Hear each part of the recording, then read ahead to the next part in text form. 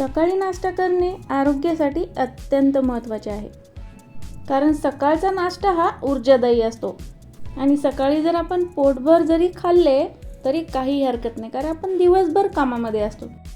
चला तर मग आज आपण पाहणार आहोत नाश्त्यासाठी काही वेगळा पदार्थ, खमंग क्रिस्पी अशी मसाला पुरी. ही पुरी आपण गव्हाच्या पिठापासून बनवणार नाही आहेत, यासाठी वेगळे साहित्य वापरलेले आहे. तर चला तर मग फटाफट काय काय साहित्य लागेल आपण ते पाहूया. पाहू शकताय पुरी एकदम क्रिस्पी आहे आणि मस्त अशी फुगलेली आहे. सर्वात प्रथम या ठिकाणी आपल्याला रवा लागेल 1 वाटी. मिक्सरमधून फिरवून घेऊया. जर तुमच्याकडे सुजी असेल तर तुम्ही 1 वाटी सुजीही घेऊ शकता. चवीनुसार मीठ 1 चमचा. लसूण आणि लाल मिरचीचा मस्त असा झणझणीत ठेचा करून मी यामध्ये टाकलेला आहे. हिरव्या मिरचीचं पेस्टही आपण यामध्ये टाकू शकतो. भरपूर अशी कोथिंबीर आणि थोडेसे गरम पाणी. तिंबण्यासाठी जितके लागेल तितकेच पाणी यामध्ये यूज करूया. प्रथम स्पूनच्या सहाय्याने याला मिक्स करून घेऊया, कारण हाताला चटके बसतील.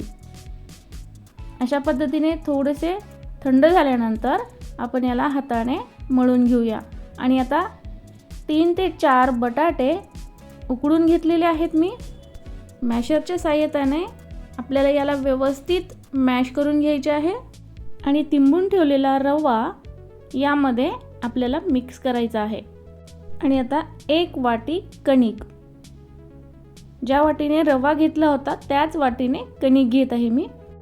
आणि आता थोडेसे पाणी टाकून याला तिंबून घेऊया. जास्त पाणी जर टाकले तर हे पातळ होण्याचीही शक्यता असते, कारण आपण यामध्ये बटाटे उकडून टाकलेले आहेत.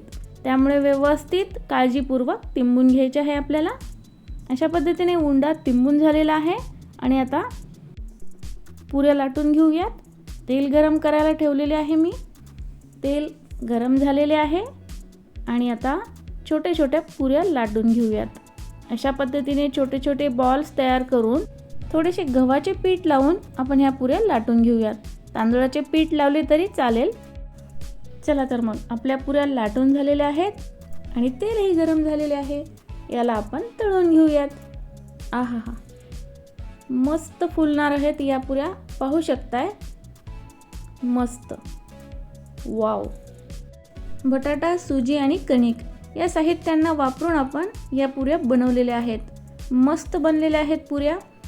या पुऱ्या मी माझ्या पद्धतीने बनवलेल्या आहेत. तुम्हीही जरूर बनवून पहा, तुम्हाला नक्की आवडतील. आणि बनवल्यानंतर मला कॉमेंट सेक्शनमध्ये सांगायला विसरू नका, माझी ही इनोव्हेटिव्ह रेसिपी तुम्हाला कशी वाटली. नक्कीच आवडतील तुम्हाला.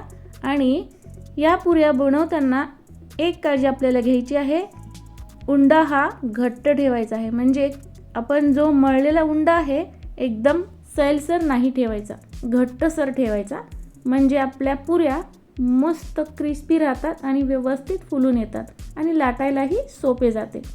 चला तर मग सर्व पुऱ्या अशाच पद्धतीने तळून घेऊयात आणि गरमागरम बटाट्याच्या भाजीसोबत एन्जॉय करूयात.